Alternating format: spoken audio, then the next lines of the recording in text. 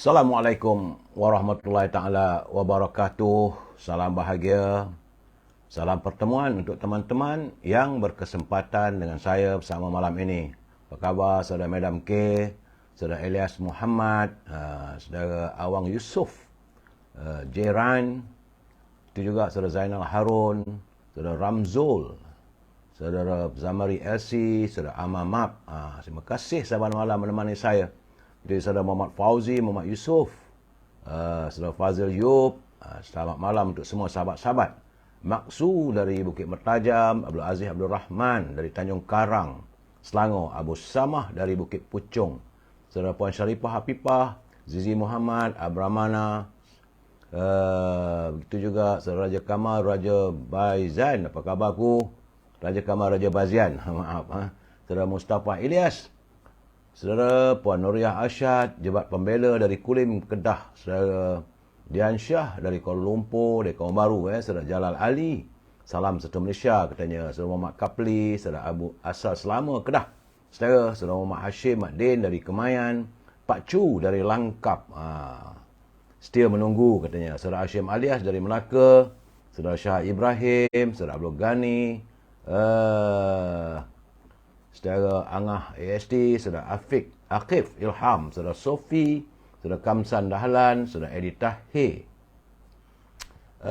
Hani Abdullah, begitu juga Noris Idris dari Kuala Kangsar Perak, saudara Sofi, saudara Azhari Tok Kaya, Rosli Misyah, Abdul Rahman Abdullah daripada Johor Bahru, saudara Nur Syah daripada Kuala Kangsar, Marzuki Saad, Ibjah, Waalaikumsalam, Rusti Saman dari Bacok Kelantan, Zack Peri dari Johor, saudara Muhammad Asri Dir dari Kuantan, saudara Yusuf Awang dari Tanah Merah, Kelantan. Begitu juga Puan Rosini Kuringot, apa khabar orang Sarawak, Puan Rubidin bersama dengan pasangannya, Tukiran Kitam daripada Muar, hadir, terima kasih. Puan Nur Maria, saudara Faizal Khaizir, saudara Sofi dari Pokok Sena Kedah, Hajah Comel-Comel, Cik CTP, Wan Kenanga dari Kota Baru. Itu juga Mus Ahmad, saudara Alias Abdul Latif, Saleh Lembang, Cik Sam, saudara Bahari Ismail. Salam pencerahan. Tuan Haji Azhar, apa khabar? Tuan Haji Azhar belum mana? Faziman Man, salam. Saudara Becky Aram, saudara Syahar. Begitu juga saudara Samsul Anwar. Hajah comel-comel sihat ya. Doa saya semoga sihat walafiat semuanya. Begitu juga saudara Abdul Ghani. Nak live bersama saya tak tahu nak buat. Saya minta maaf saudara Samsul Anwar. Salam untuk semua. Saudara Syed Abdul Hakim Jaafar dari Singapura, saudara. Saudara Azhar, saudara Nazri. Waalaikumsalam. Puan Hajah comel-comel dari Tangkak, saudara. Itu juga Lim Kim Lun, apa khabar dari Taiping Perak, saudara Azali Kasim, saudara Datuk Anwar Abu Bakar, apa khabar? Abang Tony Durian, Datuk Abu Bakar sihat ke, Datuk Anwar Bakar, Datuk Anwar Bakar, saudara Kamarul Negeri Sembilan, saudara. Begitu juga saudara Azali Kasim, saudara Noah Enfika, daripada Johor Bahru, saudara Rosmini dari Tok Pontian Johor, Dr. Ahmad Humaizi, apa khabar doktor? Semoga sihat. Zenggi Putih, saudara Alhamdulillah doktor. Datuk Anwar pun sihat. Syukur Alhamdulillah. Saudara Azawan dan teman-teman yang tak sempat saya santuni satu persatu, saya mohon maaf saudara. Sebab waktu sentiasa menghambat kita. Kita teruskan dengan pencerahan malam ini. Apa yang ada pada saya, macam-macam cerita ada, saudara. Hari ini, saudara, hari Selasa, tanggal 22 Ogos. Hari yang ke-1253. Virus tersebut masih melanda negara kita, tapi belum lagi saya mendapat penjelasan daripada Kementerian Kesihatan. Namun, saya mengharapkan agar kita menjaga kesihatan kita, jaga kebersihan diri kita dan keluarga kita, saudara. Baik, saudara, kita masuk segmen e-commerce. Berniaga, cari rezeki yang halal. Perniagaan itu adalah yang terbaik. 9/10 daripada pendapatan daripada perniagaan, itulah yang disukai oleh baginda Rasulullah SAW, saudara. Jadi kalau teman-teman mempunyai produk, mahu saya, Saudara Haris Shah, mahu saya wawarkan produk anda, sila hubungi Al-Azhar di talian 011 330 41241. Al-Azhar dia memasarkan haruman setangi bakur. Dia macam kemian. Bila dibakar, semerbak satu rumah. Dan kewangian rumah itu adalah kegemaran para malaikat dan kebencian para syaitan. Al-Azhar juga memasarkan minyak wangi saudara daripada tanah Arab. Wangi, segar bila kita pakai. Ia diperbuat daripada pati kayu gaharu saudara. Kiranya anda tak dapat menghubungi Al-Azhar, boleh juga hubungi Siti Farehah. Jangan lupa dendeng manis Siti Farehah dan simpulan kasih Cik Siti. Untuk teman-teman yang tinggal di sekitar Lembah Kelang, kalau nakkan buah-buahan yang manis, segar dan lebih murah daripada harga pasar, di mana buah-buahan tersebut dihantar terus ke rumah anda. Ini cuma di Lembah Kelang saja saudara. Boleh hubungi saudara Syauki di talian 012 357 5703. Banyak buahnya saudara. Buah kiwi, ceri, anggur, buah lime dan macam-macam buah-buahan saudara. Dan yang akhir sekali adalah makanan kegemaran saya, popiah sira Lady Maria. Memang sedap saudara.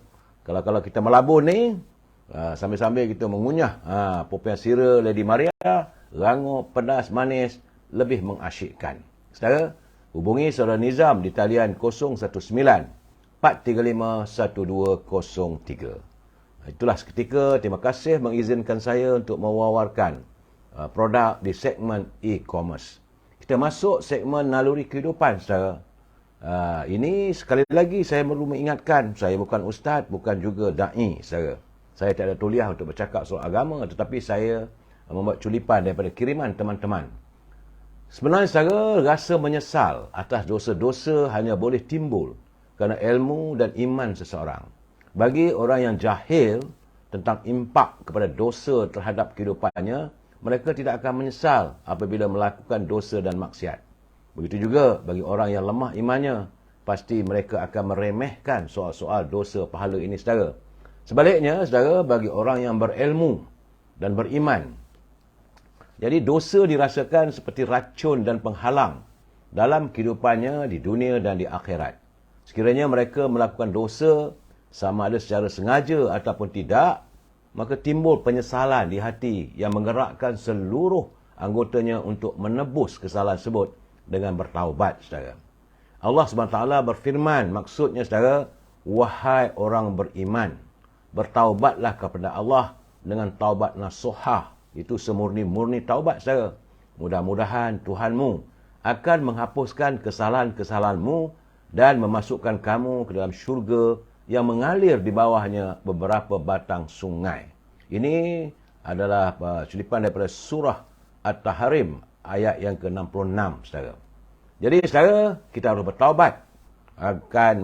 Jadi saudara, sebenarnya kita bertaubat ni akan menjadi sukar walaupun hati ingin melakukannya jika suasana luaran tidak membantu ataupun teman-teman yang tidak sealiran dengan pemikiran kita. Jadi sebaik-baiknya saudara, carilah suasana yang tidak menggoda maupun mengingatkan kita pada dosa-dosa yang pernah dilakukan di tempat tersebut. Hindarilah saudara, kalau satu tempat itu kita biasa melakukan kemaksiatan, hindari tempat tersebut saudara. Terima kasih pada teman yang menghantar kiriman berhubung tentang dalam segmen naluri kehidupan. Menurut Tan Sri Osu Sukam pula, ini segmen mutiara kata. Menurut Tan Sri Osu, andai kita tidak sekuat hujan yang menyatukan bumi dan langit, maka jadilah selembut doa yang menyatukan harapan dan takdir. Itu mutiara kata daripada Tan Sri Osu. Kalau kita tak sekuat macam mana hujan yang mampu menyatukan langit dengan bumi, maka jadilah selembut doa kita pada Allah SWT yang menyatukan harapan dan juga takdir. Terima kasih Tan Sri Osu atas kiriman mutiara kata yang cukup berarti bagi kita. Apa pula kata Pak Nazil, petang tadi bila menghantar kiriman pada saya, walaupun jauh di Perlis. Kata Pak Nazil, bersama kaknya di bulan terang, balik mengaji di rumah Tok Lala. Baik jasanya dikenang orang, pahala dijanji Allah Ta'ala. Jadi kalau kita melakukan baik, jasa kita saya tetap akan dikenangkan oleh orang. dan kita pastilah mendapat pahala yang dijanjikan oleh Allah SWT. Tambah Pak Nazir lagi, cerita hang tuah dengar di sekolah rendah, sudahlah lama. Perahu sebuah malimnya berbalah, tidak kesudah hanyut bersama. Jadi Pak Nazir mengingatkan kita dalam suatu permufakatan, dalam suatu kabilah, jangan kita berbalah sama sendiri. Kerana kalau diibaratkan seperti perahu, akhirnya kita hanyut bersama. Jadi usahakanlah untuk menyantuni dan satukanlah buah fikiran yang baik-baik.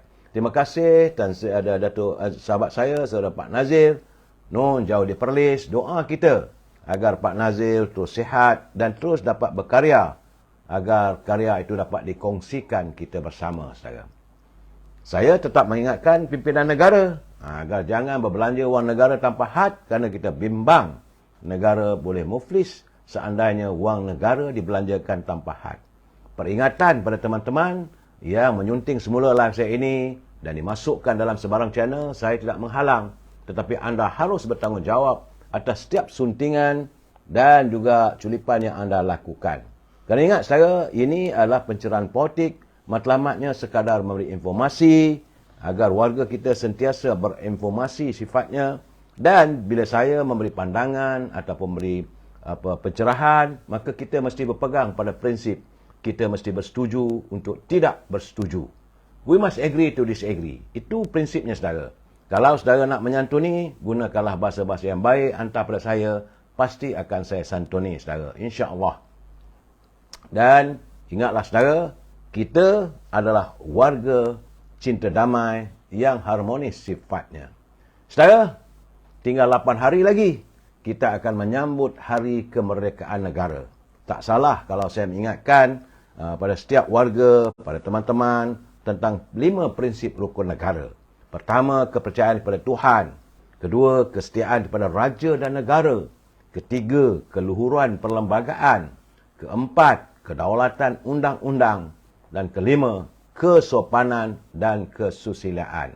Kita berpegang pada 5 rukun negara ini, saudara, untuk menjadikan negara kita sentiasa dalam keadaan aman damai, saudara. Dan menurut laporan pihak polis, saudara, bahawa operasi saman Eko adalah operasi saman dan tembak laju telah pun dilakukan bermula pada hari ini.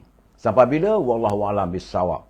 Kerana saudara, sebanyak 8,718 saman telah pun dikeluarkan oleh pihak polis Diraja Malaysia di seluruh negara dalam operasi saman tembak laju yang bermula semalam, iaitu 21 Ogos, saudara. Menurut Timbalan Pengarah Jabatan Siasatan dan Penguatkuasaan Trafik Bukit Aman, Datuk Muhammad Nasri Omar, pemandu kereta mencatatkan jumlah tertinggi, iaitu 8,352 saman. Sementara penunggang motosikal adalah sebanyak 44 saman. Ia katanya, kenderaan perdagangan dan perkhidmatan pula merekodkan sejumlah 322 saman. Notis pemberitahuan saman iaitu K17A bagi kesalahan memandu melebihi had laju akan disampaikan kepada pemilik kenderaan mengikut alamat lesen memandu secara pos dan juga surat berdaftar. Semua kesalahan memandu melebihi had laju boleh dikompaun. Kabarnya RM300, saudara, dan boleh dijelaskan di mana-mana bahagian trafik daerah seluruh negara. Jadi menurut Datuk Muhammad Nasri, operasi saman tembak laju atau saman ekor ini dilaksanakan bagi memberi peringatan kepada semua pengguna jalan raya agar mereka mematuhi peraturan yang ditetapkan di negara kita, saudara. Jadi, dalam operasi tersebut, GSPT menggunakan kamera tembak laju bagi merakam mana-mana pengguna jalan raya yang melanggar had laju yang ditetapkan dengan saman dan notis saman K17A yang akan dipostkan kemudian. Katanya kesalahan memandu melebihi had laju merupakan antara punca utama kemalangan jalan raya di negara ini. Saudara, sebab itu ikutilah, patuhilah arahan yang terpampang di setiap jalan raya, had laju yang boleh kita bawa kereta, saudara. Tak ada keperluan untuk berkejar-kejar, saudara. Itu tentang keselamatan kita. Bagaimana tentang ekonomi. Sekarang ni saya melihat kenyataan daripada Duta Besar Amerika ke Malaysia. Itu di mana Amerika Syarikat dikatakan telah membuat ikrar pelaburan bernilai sekitar 100 bilion dolar Amerika.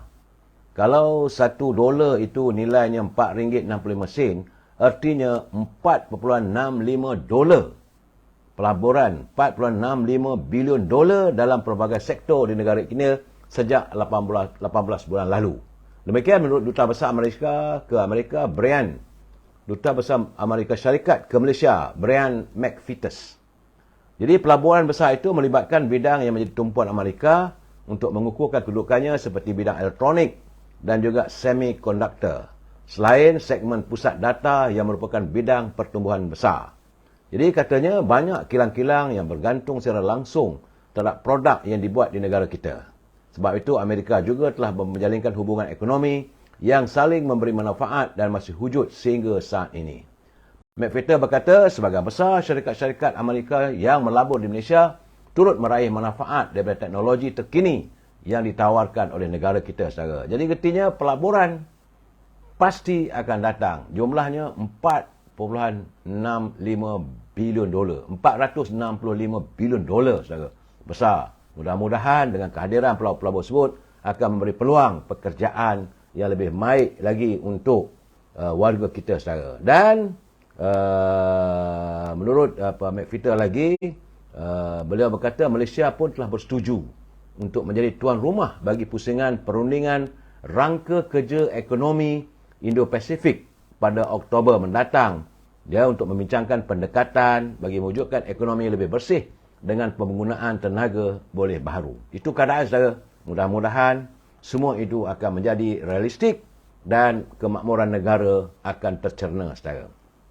Begitu juga saya melihat dan juga mendengar kenyataan Timbalan Menteri Kewangan Dato' Sri Ahmad Maslan bahawa bajet negara yang akan dibentangkan pada 13 Oktober ini sedang dirangka dan meletakkan kepentingan wanita itu. Teman-teman, warga wanita peluang banyak disediakan dalam bajet nanti. Ialah untuk menggalakkan usahawan wanita termasuk menyediakan pertukan dalam bajet yang akan dibentangkan. Begitulah dengan pinjaman, latihan dan sebagainya. Jadi selepas bajet nanti, kepada kaum wanita, rebutlah peluang untuk menjadi usahanita yang terhebat, saudara. Ekonomi sudah. Bagaimana kedudukan di Thailand? Ini juga kita nak tahu. Akhirnya, saudara, selepas lebih 3 bulan, hartawan hartanah Srettha Thavisin telah pun mencapai undi yang mencukupi untuk dilantik sebagai Perdana Menteri Thailand. Calon Perdana Menteri iaitu Pau Thai, iaitu Srettha Thavisin, berusia 60 tahun, berjaya memperoleh sokongan yang mencukupi di Parlimen untuk dilantik sebagai Perdana Menteri Thailand.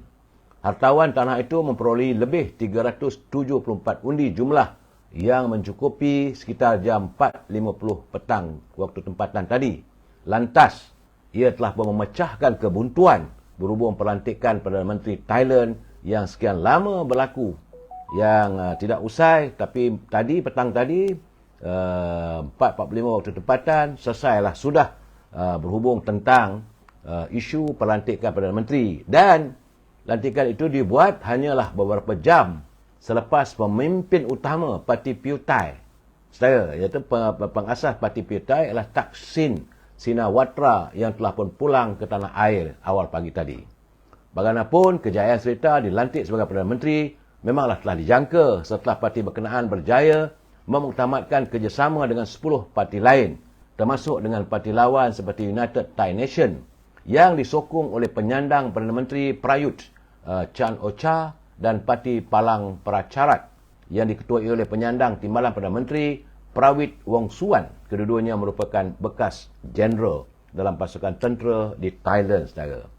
Dan kerjasama tersebut bagaimanapun tidak disertai oleh parti Move Forward MFP, di mana pengusinya walaupun beliau telah mempunyai kerusi terbanyak, itu sebanyak 300 lebih, tapi tak sampai 374, maka gagallah Pitat, itu Pita Limajornrat, gagal untuk menjadi Perdana Menteri walaupun partinya memperoleh kejayaan terbesar. Bagaimanapun, saudara, Mahkamah Agung Thailand telah pun menjatuhkan hukuman penjara 8 tahun ke atas Thaksin Shinawatra selepas saja bekas Perdana Menteri itu kembali ke Thailand selepas berada dalam buangan selama 15 tahun.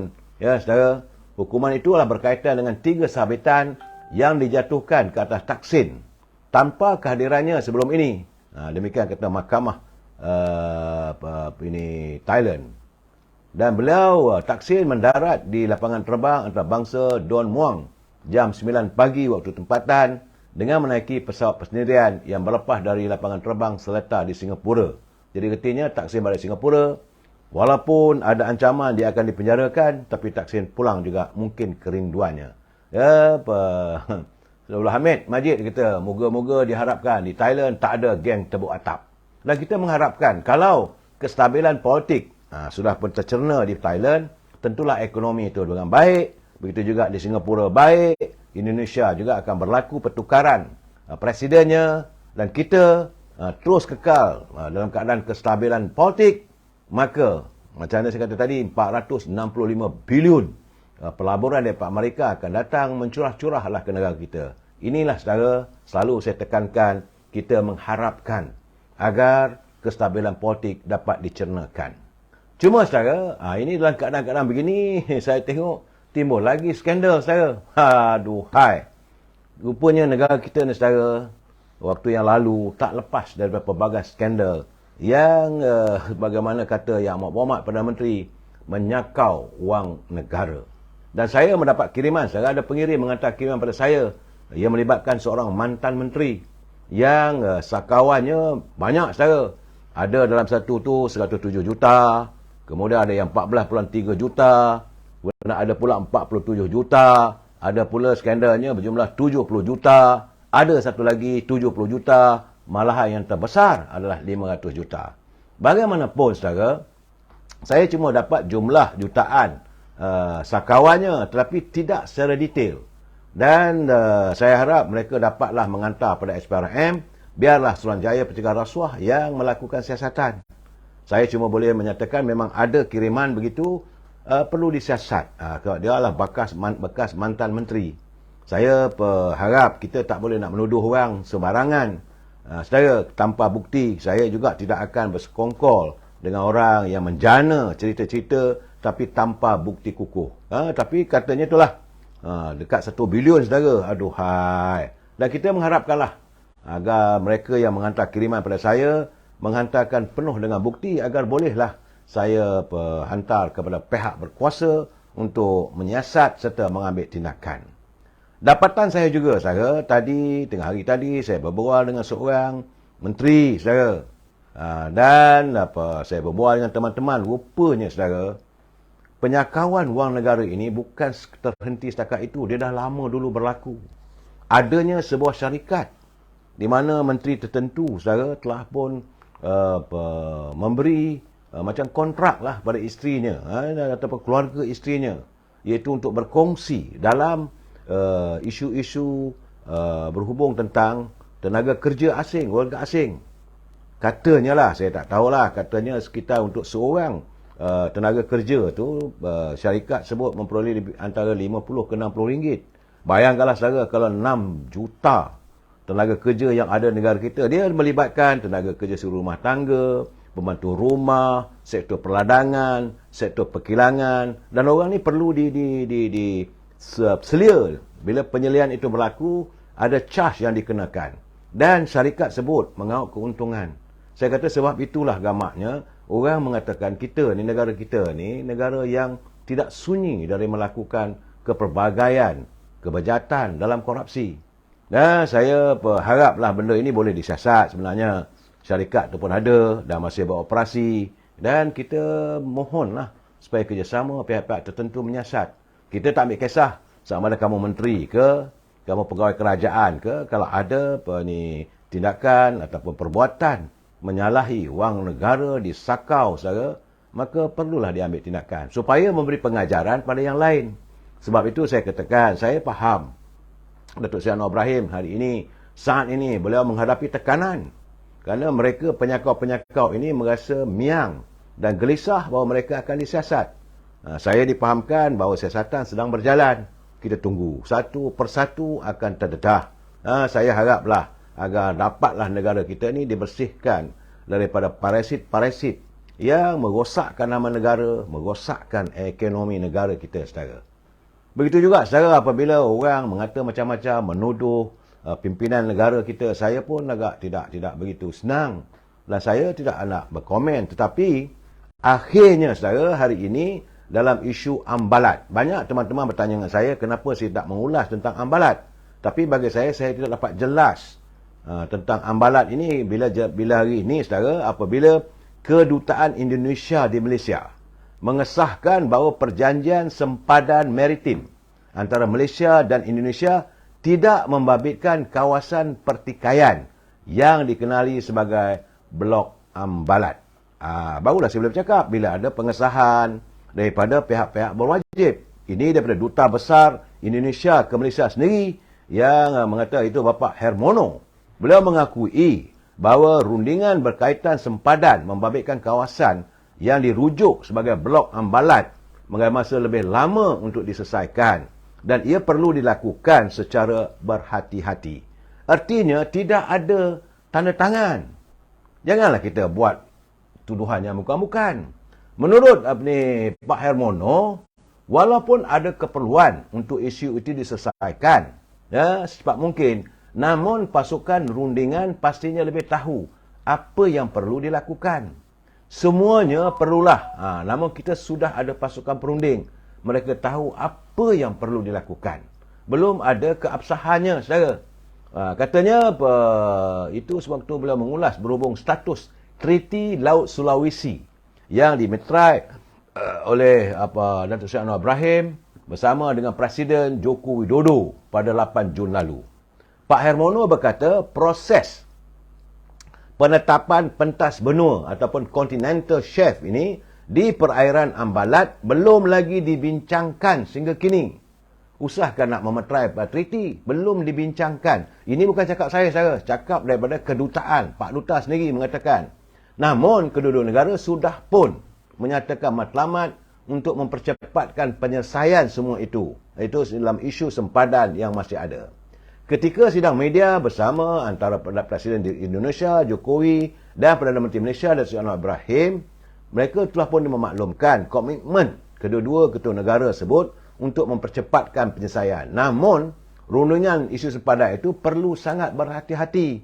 Itu kata Pak Hermono. Dan Pak Hermono berpandangan kerajaan Malaysia tidak perlu melayan tindakan sesetengah pihak yang sengaja membuat bising berhubung isu Blok Ambalat. Kerana sejak perjanjian sempadan maritim dengan Indonesia ditandatangani, kata Pak Hermono, beberapa pihak khususnya dia melihat pembangkang mempersoalkan sama ada kerajaan melakukannya di sebalik nasihat pakar maritim. Malahan saudara, Sabtu lalu Datuk Seri Anwar Ibrahim mengulangi bahawa beliau tidak pernah menandatangani sebarang perjanjian maritim dengan Indonesia membabitkan kawasan yang dirujuk sebagai Blok Ambalat di Laut Sulawesi. Sekaligus ini menafikan dakwaan ia sudah ditandatangani. Perdana Menteri juga mengingatkan semua pihak supaya merujuk pada fakta sebelum bercakap mengenai Treaty Laut Sulawesi. Memang saudara, kawasan Ambalat itu mempunyai stok ataupun minyak dan gas yang begitu besar. Nilainya triliun dolar, saudara. Dan ini sedang dibincangkan. Saudara. Perdana Menteri juga berkata dakwaan kononnya perjanjian sempadan maritim Malaysia-Indonesia yang ditangani beliau dan Jokowi itu membabitkan blok perairan yang dipertikaikan adalah fitnah dan tidak benar. Ambalat adalah blok lautan di Laut Sulawesi seluas kira-kira 15,235 km persegi yang kaya dengan minyak mentah dan gas asli.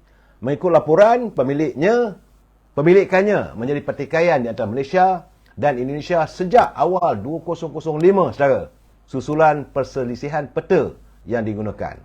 Indonesia menggunakan peta Zon Ekonomi Inklusif ZEE, saudara, ZEE, manakala Malaysia menggunakan peta rasmi 1979. Itu saya harap isu Ambalat ini jangan kita mudah termakan dengan acuan ataupun dogma orang. Saya bila sebut Ambalat ni seriau juga, saudara. Bila ada mengatakan bahawa kita punya sovereignty, kedaulatan negara tergadai sebagainya. Ya, saudara Farid Atan, dia minta lah yang buat fitnah isu Ambalat ini diambil tindakan. Dan saya rasa sepatutnya, saya harap kerajaan pimpinan Datuk Anwar Ibrahim perlu mencari jalan bagaimana isu ini diselesaikan, dan mereka yang terlibat mesti diambil tindakan. Kerana ini satu isu sensitif. Isu yang melibatkan dua negara yang boleh mewujudkan suasana tegang antara dua negara ini, saudara. Ya? Ini kenyataan, bukan kenyataan daripada saya, bukan kenyataan daripada Kementerian Luar, saudara. Ini kenyataan daripada Duta Indonesia ke Malaysia, Pak Ormono. Nak cari siapa lagi, saudara? Terpulanglah. Tapi bagaimanapun saya yakin sidang Parlimen bulan Oktober nanti pasti isu ini akan dibangkit lagi. Jadi kita dengarlah, saudara, apakah desakan-desakan mereka. Dan kita mengharapkan agar permasalahan ini dapatlah diselesaikan secara tuntas. Saudara Cikgu Mokzah, dia kata kes Datuk Roy apa cerita? Kawan menantu dia. Saya tak boleh nak komen, saudara, tentang isu ini sebab belum lagi pihak penguasa membuat penjelasan. Saya tidak akan melibatkan diri saya dengan isu-isu yang bercorak persepsi. Saudara, saya haraplah agar ruangan saya ini, bicara saya ini, orang kata sekurang-kurangnya lah, ada dia punya persoalan-persoalan itu yang ditangani bukan secara sembrono, tetapi mempunyai legitimate-nya, saudara. Ada keabsahannya, saudara. Saudara, hari ini, semalam, saya rasa, saya kadang-kadang terasa malu juga dengan pimpinan kita, khususnya warga UMNO. Hari ini, apabila MCA yang tak ada kemengena, mereka cuma hanya ada sebab Datuk Seri Najib hanya menjadi pengerusi Barisan Nasional, tapi bukan presiden partinya. Tapi berbeza pendirian MCA. Saudara, nampak gayanya MCA telah pun mengeluarkan kenyataan, dan mereka mendesak supaya segera dijelaskan berhubung dengan memo dalam AG Chamber ataupun kantor peguam negara yang bocor demi untuk memelihara kedaulatan dan undang-undang. Dokumen yang dikatakan bocor ataupun memo daripada Jabatan Peguam Negara yang katanya telah dibocorkan oleh satu portal baru ini, sepatutnya kata MCA wajar dipandang serius. Ini kenyataan daripada Neo Chiu Tiong selaku Timbalan Pengurusi Biro Komunikasi dan Diplomasi Antarabangsa Parti MCA, saudara. UMNO tak ramai yang buat kenyataan. Adalah baru ni Ketua Pemuda. Yang lain bagaimana? Ketua Puteri tak bercakap, Ketua Wanita tak bercakap, Ahli Majlis Tinggi pun tak bercakap. Ini keadaannya, saudara. Sebab katanya dokumen yang bocor itu perlulah ditangani secara serius oleh kerajaan. Kerana ia dengan memberi penjelasan sama ada ia sahih atau sebaliknya. Dan seharusnya bertindak segera demi memastikan kedaulatan undang-undang negara seperti yang terkandung dalam prinsip rukun negara kekal terpelihara. Saudara, dokumen bertarikh 10 September 2019. Katanya setebal 12 muka surat yang masih boleh diakses oleh orang ramai menerusi pautan https drive.google.com file dalam /d 12 ACA 3 YFIY UD BW CSU 9 ORZE 3. Saudara, menyentuh tentang 6 pertuduhan yang dikenakan terhadap mantan Perdana Menteri Datuk Seri Najib Tun Razak dan juga bekas Ketua Setiausaha. Yang ini juga telah pun dilontarkan oleh anak Datuk Seri Najib, itu Yana. Jadi sebab dia kata Biro MCA tadi, seperti yang sedia maklum, antara kandungan memo dalam tersebut itu, antara kandungan dalaman memo tersebut ialah merumuskan bahawa tiada kes untuk mendakwa Datuk Najib, pertuduhan yang tidak memenuhi keperluan atau ambang minima untuk dibawa ke mahkamah. Tiada satu pun daripada 138 saksi yang ditemu bual oleh AG Chambers ataupun Jabatan Peguam Negara berpihak kepada kes pendakwaan. Tidak ada bukti, dokumen yang memihak kepada kes pendakwaan, dan kes pendakwaan YNDB IPIC tidak patut diteruskan. Ini kenyataan daripada MCA, saudara, bukan daripada UMNO. Jadi isu ini katanya juga penting untuk jelaskan kerana ia turut melibatkan hubungan diplomatik antara negara kita dengan Arab Saudi dan UAE. Kerana syarikat IPIC ni adalah milik kerajaan Abu Dhabi. Seperti mana ungkapan yang kita sering dengar dan baca, keadilan bukan saja hendaklah dilakukan, tetapi ia juga hendaklah dilihat sebagai sudah dilakukan. Bukan saja Datuk Seri Najib dan ahli keluarganya, tapi seluruh masyarakat termasuk dunia khususnya, mereka dalam bidang perundangan pastinya sedang melihat apa yang sedang berlaku di negara kita. Ini tuntutan daripada pemimpin daripada MCA. Saya haraplah perkara ini UMNO pun kena bercakap lah soal ini, saudara. Baik, saudara, itu isu 1MDB. Hari ini perbicaraan berjalan lagi, saudara. Semalam kita dah dengar banyak kenyataan. Dan hari ini perbicaraan berhubung tuduhan terhadap Datuk Seri Zahid Hamidi dalam isu yang dikatakan isu Yayasan Akal Budi. Dan hari ini kesemua saksi-saksi yang dibawa dalam ke muka pengadilan bercakap di mahkamah secara bersumpah. Mereka mengatakan bahawa 1MDB ini digunakan wangnya adalah tidak lain tak bukan untuk membina masjid, surau dan paling penting adalah untuk pembangunan sekolah tahfiz. Saudara, selaku semalam pengurus projeknya iaitu telah pun bercakap, itu Ramli Ghani, ketika pembelaan prosiding dilakukan, mengatakan bahawa ahli Parlimen Banggan Datuk itu memintanya agar projek berkenaan diteruskan meskipun tanpa dana yang diperolehi daripada beliau dah. Sekarang katanya kos pembinaan masjid, ini bercerita pasal masjid, saudara. Itu Masjid Tuminah yang bernilai 43.7 juta ringgit. 43.7 juta ringgit. Kos Masjid Tuminah yang dikatakan masjid terapung di Banggan Datuk tanpa mendapat dana daripada kerajaan. Ia datang daripada wang Yayasan Akal Budi yang milik Datuk Seri Zahid sendiri, saudara. Jadi sebab itu kalau orang menuduh apa semua, kita sedihlah, saudara. Ketika soal balas oleh Timbalan Pandawa Raya, Datuk Mak Dor Sri Mokhtar, Ramli berkata ahli Parlimen Banggan Datuk itu meminta agar projek berkenaan diteruskan meskipun tanpa dana daripadanya. Katanya kos pembinaan masjid berkenaan sejak akaun yang Datuk Seri Zahid disita hinggalah siap sepenuhnya April lalu ialah sebanyak 43.7 juta ringgit. Tapi katanya dia bersetuju bahawa sumber keuangan utama masjid tersebut adalah daripada Datuk Seri Zahid, manakala pemajunya ialah Yayasan Al-Falaq. Juga yayasan yang ditubuhkan Datuk Seri Zahid yang berada di Country Heights, saudara. Sementara itu, saudara, saksi pembelaan yang ke-11. Ini ketua kampung pun terpaksa dibawa ke mahkamah. Itu kampung Sungai Keli daripada hutan Melentang di Banggan Datuk. Saudara Kamal Zaman Sampur berkata Datuk Seri Mat Zahid telah membuat pelbagai sumbangan amal dan kebajikan kepada penduduk di kawasan Parlimen Banggan Datuk menerusi Yayasan Akal Budi.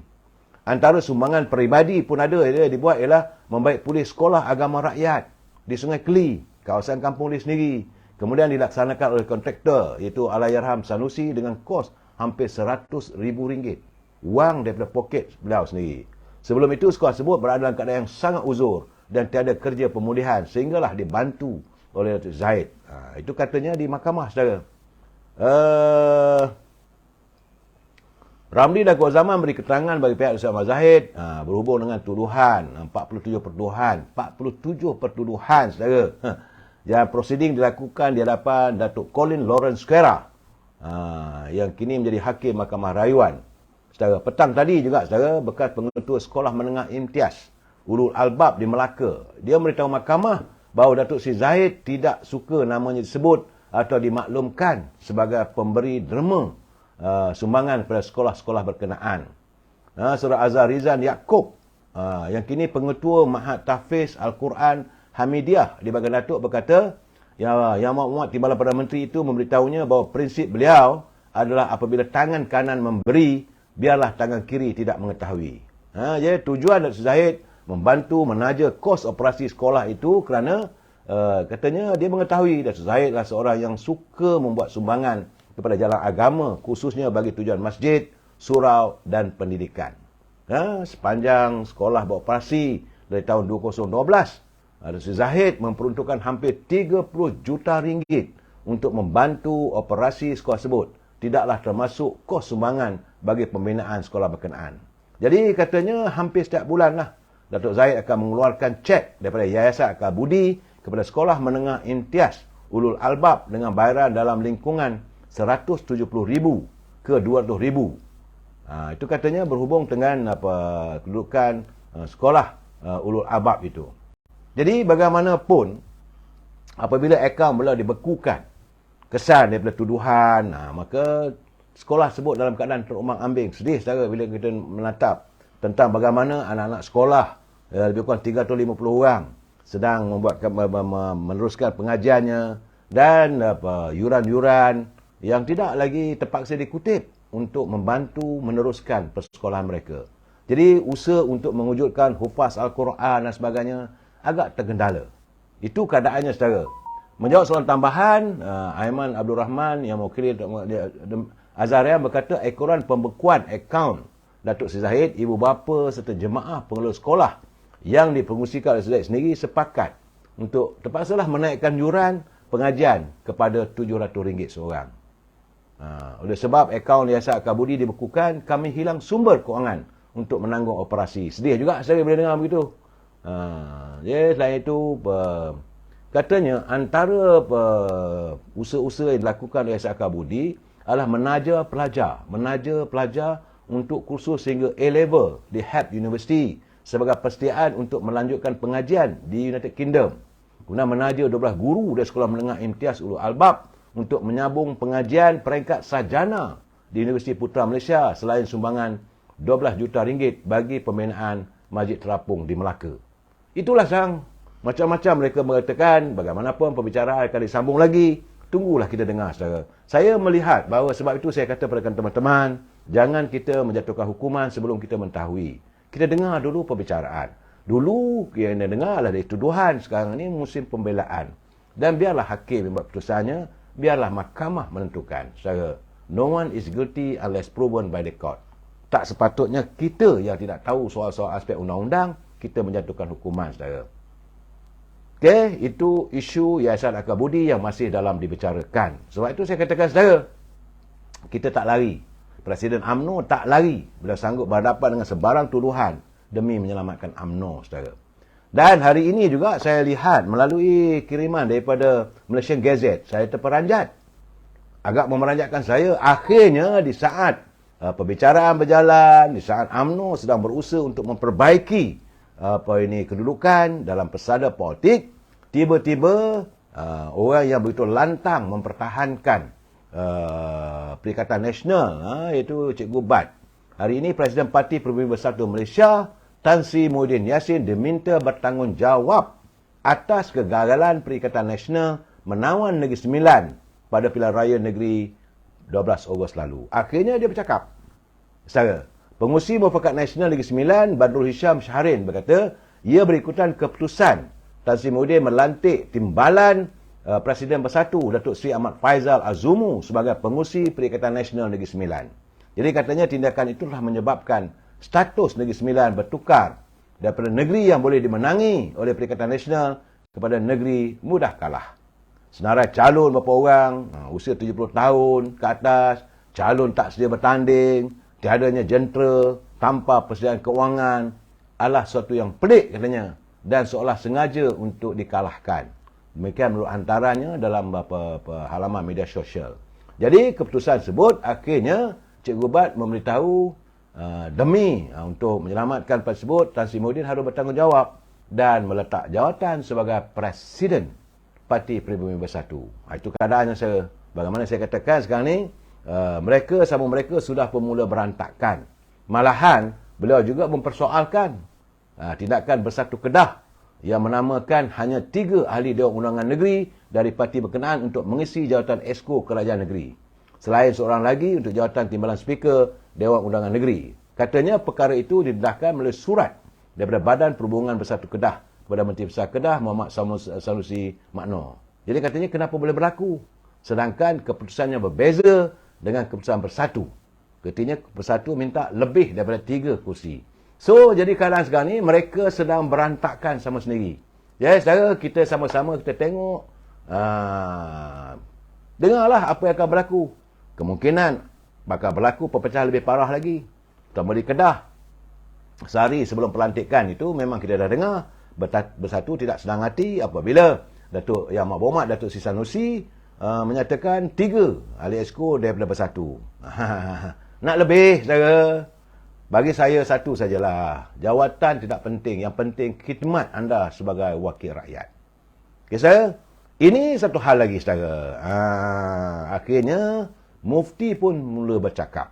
Apabila berhubung dengan tentang amalan politik yang meletakkan agama itu sebagai landasan ataupun menonggang agama, saudara. Katanya parti Islam adalah rekaan manusia dan bukan bersifat suci atau sakral, sekaligus tidak mengikat seorang Muslim. Atas keadaan itu, Mufti Pulau Pinang, iaitu Datuk Seri Dr. Wan Salim Wan Makno, dia berkata tidak berdosa atau tidak menjadi kafir mana-mana orang Islam yang tidak menyokong parti Islam ataupun mengundi parti-parti lain. Wan Salim berkata sikap taksub kerap mendorong seseorang dalam menyamakan antara rekaan manusia dengan ciptaan Allah.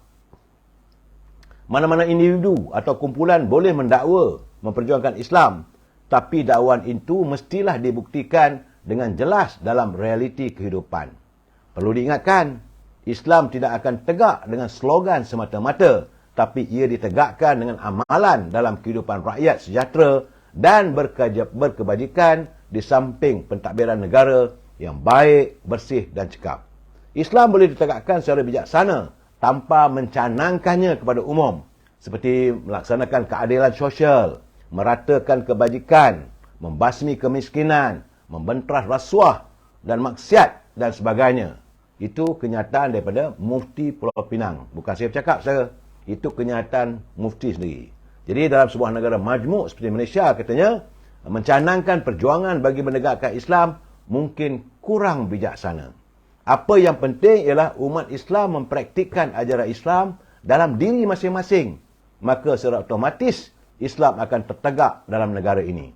Perlu dibezakan antara Islam dan parti Islam yang mana Islam adalah satu misi suci bersumberkan wahyu ilahi. Saudara, itu yang perlu kita hayati, saudara. Setiap Muslim wajib terikat dengan agamanya, sama ada di sudut akidah maupun amalan, dengan mematuhi segala hukum yang ditetapkan dalam Al-Quran dan sunnah nabawiyah. Parti Islam hanya ciptaan manusia sebagai wadah memperjuangkan Islam atau melaksanakan segala ajaran menerusi pentadbiran negara. Itu kenyataan daripada Mufti Pulau Pinang. Orang yang berotoriti, yang bercakap soal apabila mengatakan tak undi parti ini kafir, undi parti ini masuk syurga, bila Mufti pun sudah bersuara. Artinya, para cendekiawan pada ilmu Islam, ilmuwan Islam sudah pun mula bersuara. Saya dapat juga celipan bekas pimpinan daripada parti PAS juga, mereka mempersoalkan isu yang timbul sepanjang musim pilihan raya di 6 buah negeri yang baru lalu, saudara. Persoalan kita, saudara, minta maaf, saudara, minum sekejap, dah kering tegak. Hari ini, Ketua Penerangan UMNO, Datuk Seri Azharina pula menimbulkan sesuatu yang agak kontroversi apabila beliau menyatakan apakah UMNO akan bertanding di masa akan datang dengan menggunakan logo parti UMNO, tidak Barisan Nasional. Ini sebab beliau ada menyantuni pandangan orang ramai. Tapi bagaimanapun katanya bahawa parti Barisan Nasional ini telah pun disepakati sejak sekian lama. Beliau selaku Menteri Jabatan Perdana Menteri dan Undang-Undang, katanya memang mudah untuk mendesak pengurusi Perikatan Nasional, pengurusi Barisan Nasional dan Sri Ahmad Zahid Hamidi mengundur selepas UMNO mengalami kekalahan pada pilihan raya. Tapi pada waktu yang sama, Barisan Nasional adalah satu institusi, saudara. Jadi kata sekarang ni beliau menyanggah, dia katanya kenapa segala-galanya diletakkan di bawah pengurusi, walhal bukan pengurusi yang bertanding pada PRN lalu. Paling penting sebenarnya dalam mana-mana pilihan raya, formula kemenangan diambil kira tentang faktor calon, pengundi serta cabaran. Jadi apa yang perlu kita ubah Bukan presiden, tapi cara bagaimana kita bekerja dan menggerakkan kempen kita. Itu kata Dr. Azharina. Beliau mengatakan antara cabaran utama yang UMNO dan Barisan Nasional masih ketinggalan adalah tentang peperangan saraf di platform digital media sosial. Ini diperakui, saudara. Kempen sebenarnya adalah di platform digital. BN sendiri perlu faham dan akur bahawa kita menghadapi defisit pengetahuan dan penguasaan platform digital pada ketika pihak lawan berbelanja tanpa had menggunakan platform itu bagi mempengaruhi pengundi. Kita tidak ada peraturan maupun undang-undang yang boleh menyekat propaganda tanpa had pihak lawan menggunakan dana yang begitu banyak di platform digital. Ini satu hal lagi yang perlu dilihat, saya. Wang dilaburkan begitu besar melalui platform media sosial. Ini yang dipertikaikan. Jadi saya rasa mungkin Dato' Azharina boleh menggubah satu undang-undang. Saudara, terpulanglah. Jadi bukan isunya nak bertanding gunakan bendera UMNO, menggunakan logo UMNO, bukan isu. Isunya sekarang, warga UMNO, warga Barisan Nasional mesti mempertingkatkan penguasaan di media sosial. Takkan harapkan saya dengan Lokman Adam saya bercakap. Takkan sabar tiap-tiap malam saudara Syam Jalil saja. Bagaimana yang lain? Perangkat bahagian, perangkat cawangan, perangkat negeri mesti mempertingkatkan penerangan dan penjelasan. Letihlah juga saya. Saya dah 4 tahun dah tiap-tiap malam cuba memberi penjelasan. Itu pun teruk juga kena balun. Dan ini saya buat secara sukarela, saudara. Itu keadaannya, saudara. Baik, saudara. Kita masuk segmen paling penting, iaitu Pilihan Raya Pulai dan Simpang Renggam. Hari ini, tanggal kita hari ini berapa bulan, saudara? Hari ini 22 bulan, iaitu 4 hari lagi. 4 hari lagi, penamaan calon akan diadakan bagi Parlimen Pulai dan Simpang Renggam. Saudara, menurut Naib Presiden Amanah, kerana Parti Amanah telah pun diamanahkan calonnya untuk bertanding di pilihan raya kecil Parlimen Pulai dan Simpang Jeram, saudara. Jadi kata Dato' Azli selaku Naib Presiden Amanah, dia kata Simpang Jeram merupakan tapak penubuhan parti berkenaan yang perlu dipertahankan. Dan beliau yakin bahawa pengundi-pengundi di kedua-dua kawasan itu telah pun memahami tentang arah dan arus perjuangan Parti Amanah, hasil daripada perjuangan yang diperlihatkan oleh Allahyarham Dato' Sri Salahuddin Ayub yang melaksanakan tugas sebaik mungkin, katanya. Beliau menegaskan pencalonan golongan profesional seperti Insinyur Nazri Abdul Rahman dalam usia 56 tahun diyakini dapat meneruskan legasi perjuangan Datuk Seri Salahuddin di samping kemampuan jentera parti yang terbukti mampu mempertahankan DUN itu ketika pilihan raya negeri Johor pada 12 Mac 2022. Jangan lupa, saya dalam pilihan raya 2022 tu Johor diserang begitu hebat oleh UMNO Barisan Nasional. Tetapi untuk kerusi di Simpang Renggam, Dewan Undangan Negeri Simpang Jeram ini begitu hebat dipertahankan. Pilihan raya 12 Mac 2022. Jadi Allahyarham telah pun memberi khidmat yang terbaik. Dan kalau kita tengok dalam keadaan sekarang ni, Amanah tentunya waktu pilihan raya dulu tidak dapat mempertahankan kerusi Simpang Jeram. Tapi terbukti warga Simpang Jeram begitu percaya pada calon yang diturunkan oleh Parti Amanah. Ramai orang tak ingat sebenarnya penubuhan Amanah itu tapaknya adalah di DUN Simpang Jeram. Itu sebenarnya tapak asas parti dan kita ada kekuatan akar umbi di situ. Jadi kata Dato' Azli, saya yakin kemenangan itu dapat diterjemahkan.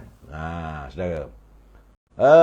Menurutnya dia kata kerjasama baik pula yang dipamerkan antara kerajaan negeri Johor dengan kerajaan persekutuan juga dilihat berupaya mengukuhkan kemenangan Pakatan Harapan di kedua-dua kursi tersebut. Saya yakin dengan kerjasama kerajaan perpaduan ditambah dengan kerajaan negeri, saya fikir kerjasama antara Pakatan Harapan dan Barisan Nasional di Johor akan dapat diterjemahkan melalui kemenangan yang lebih baik. Itu kenyataan daripada Saudara Azli. Sebab itu kita melihat bahawa bagaimana pilihan raya di Pulai dan Simpang Jeram ini akan dilihat sebagai pengukur. Apakah ia dapat menjadi ubat untuk melihat kembalinya perpaduan parti UMNO Barisan Nasional dan Pakatan Harapan menyantuni politik dasar-wasar politik negara ini dapat dilihat untuk kembali bertapak. Kalau sesuatu berlaku dalam pilihan raya nanti di Simpang Jeram dan di Pulai, ini akan memudarkan harapan, saudara. Sebab itu kita harus lihat, dan saya yakinlah pimpinan parti-parti yang berada dalam Pakatan Harapan dan juga Barisan Nasional akan berhempas pulas. Agak menarik, saudara. Begitu juga Perikatan Nasional tentulah akan menurunkan segala bentuk serangan ataupun dakwah-dakwah untuk menggamit yakin rakyat memihak kepada mereka. Sebab itu saya katakan berhati-hati, juga akan bakal ada fiesta cacian maki hamun di Simpang Jeram dan juga di Pulai. Kerana keadaan ini saudara tidak boleh dinafikan apabila adanya pertembungan yang maha hebat. UMNO Barisan Nasional bersama-sama dengan Pakatan Harapan mengharapkan Pulai adalah satu-satunya situasi untuk dijadikan sebagai macam tonik atau menambah kekuatan ubat untuk merawat lelah luka yang dialami oleh Pakatan Harapan bersama dengan UMNO Barisan Nasional dalam pilihan raya negeri yang lalu.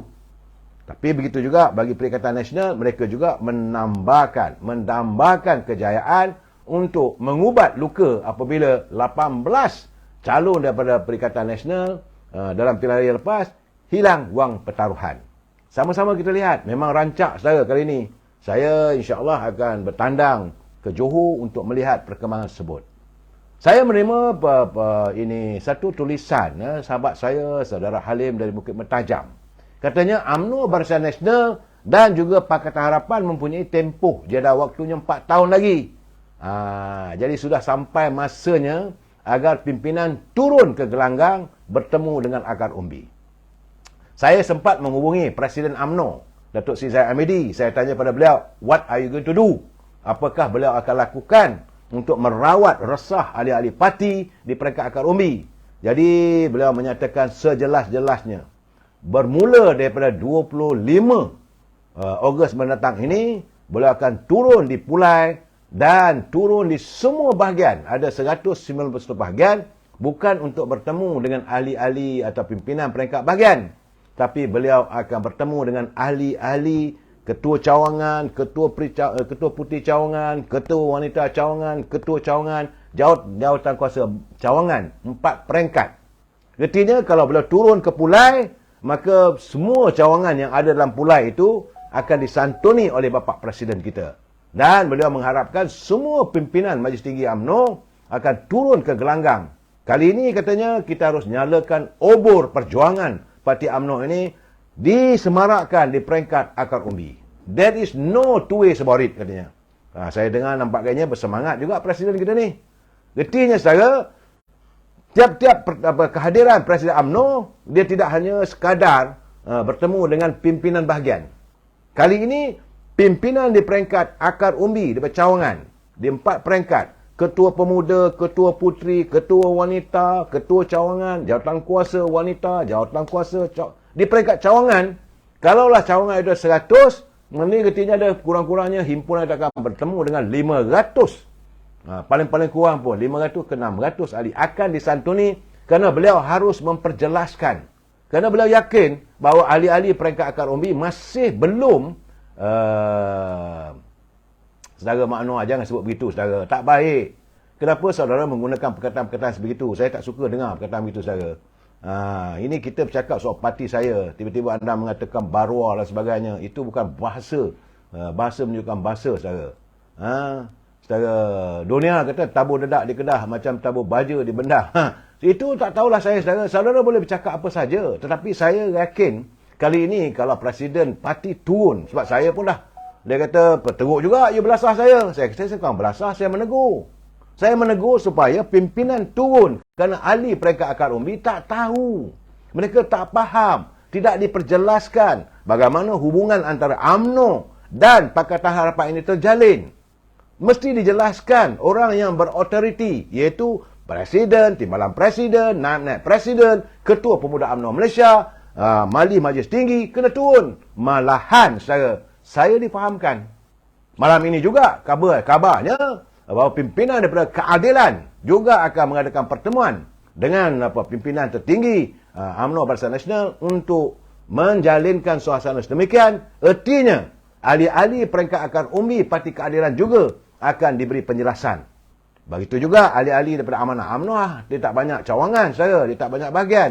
Tapi yang samanya itu antara UMNO dengan keadilan. Bahawa pimpinan peringkat amanah, peringkat keadilan dan UMNO, mereka sudah sampai masanya akan menyingsing lengan, turun ke gelanggang dan rakyat perlu diberitahu. Bukan rakyat biasa, ahli-ahli parti agar hala tuju mereka jelas saja. Sama-sama kita berdoa agar pimpinan benar-benar melaksanakan apa yang dikatakan. Sebab saya berbual dan bercakap sendiri dengan Presiden, dia kata dia akan sendiri akan turun dan minta semua pimpinan turun. Begitu juga Parti Keadilan juga akan turun di semua bahagian melibatkan semua cawangan.